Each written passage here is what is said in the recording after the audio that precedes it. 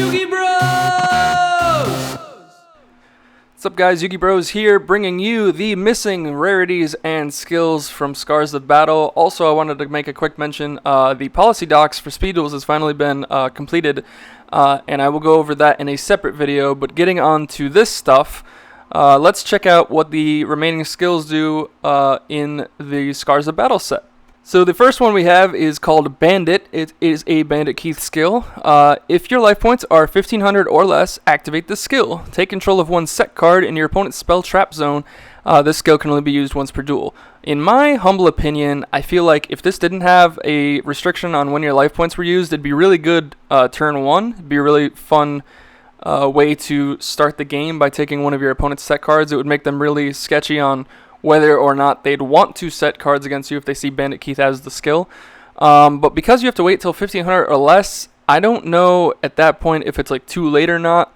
And if you don't flip this skill early, I feel like your opponent will know it's this, so they might set bluffs on purpose to deal with this. So I feel like this was kind of a miss. I'm kind of sad it's a super rare, but all the skills usually end up being foil from these sets, so it is what it is. Following that, we have Heavy Metal Raiders. This is a Bandit Keith skill field spell card, just like the real field spell in real Yu-Gi-Oh! The first time each Dark Machine monster you control would be destroyed by battle each turn, it is not destroyed. And if you took battle damage from that battle, it gains that much attack after damage calc, and keeps that attack gain as long as this card is on the field. Once per turn, if a monster you control that was originally a Dark Machine destroys a card or cards on the field by battle or card effect, you can special summon one Dark Machine monster from your hand. Can't wait for Jinzo for this. But until then, this seems really good. So far, the only options we really have for this are Slot Machine, Barrel Dragon, and I think the worse normals like Pendulum Machine and stuff. Before this set comes out, we don't actually have any Dark Machines, so it's going to be limited into what we can use for it, but eventually I think it'll be good. Now this is what I really want to talk about, Double Evolution Pill. It's a Rex Raptor skill. At the start of your draw phase, instead of drawing a card, you can pay 1500 life points to activate this skill.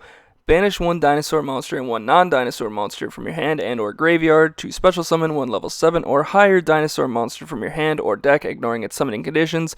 This skill can only be used once per duel. So this is the literal embodiment of Double Evolution Pill, the card in Yu-Gi-Oh!, except for the fact that instead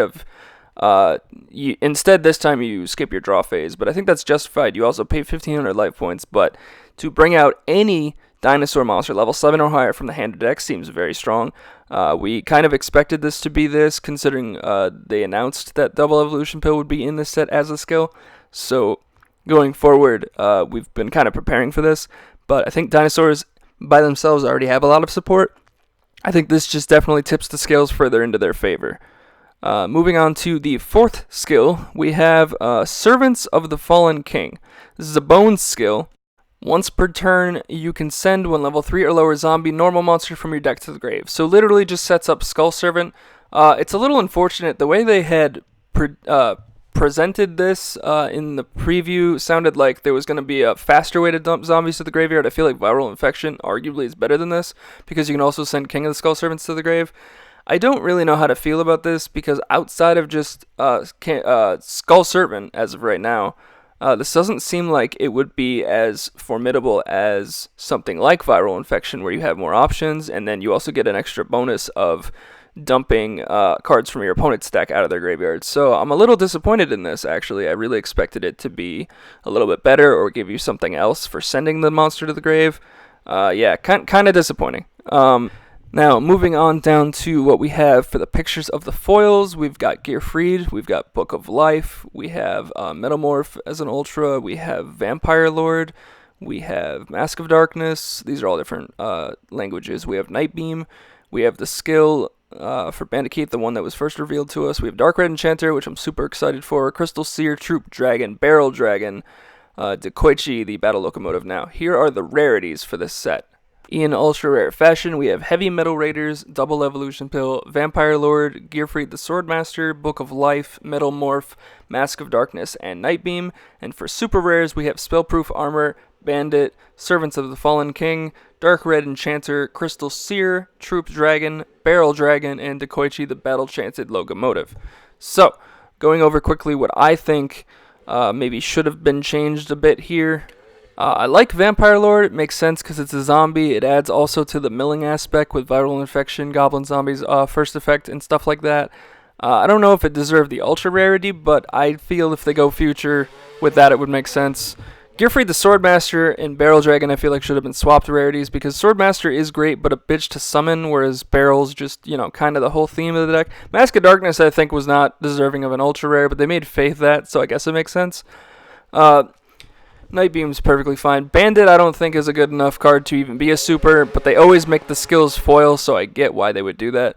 Troop Dragon. I feel like this is a little overrated for a foil, but I do understand the reasons for it. It was interesting to see how that goes. Dark Red Enchanter I'm super excited for. I think that should have been an ultra. Now, for the commons, I think Spellbinding Circle deserved to be a foil just because it's a way to slow your opponent down. Command Knight as well. That's a really good boost to a Warrior Beatdown deck. Screech maybe, but not so much. Blastsphere definitely. This deserved to be a super or an ultra. I think Burn's going to get real powerful with that. And last thing I wanted to hit on is Security Orb down here. I understand why it's a common, but I think this has potential to be a very, very good card moving forward.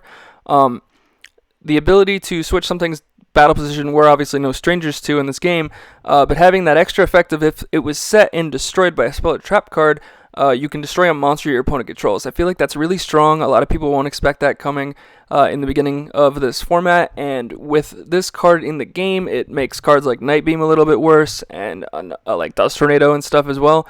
So I think this definitely has a place moving forward. I think it'll be really good, especially in the side deck, but like I guess said again, for like Spell and Trap hate cards that are Spell and Traps that would go out of their way to destroy this.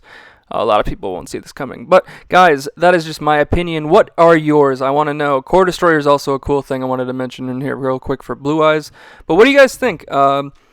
Is the set... What do you think about now that the rarities have been revealed and the last skills that have been revealed? How do you think we will affect the game with this moving forward?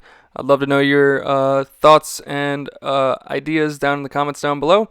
But as always, guys, like, comment, and subscribe. I'm Yugi Bros, and I'm signing out. Peace.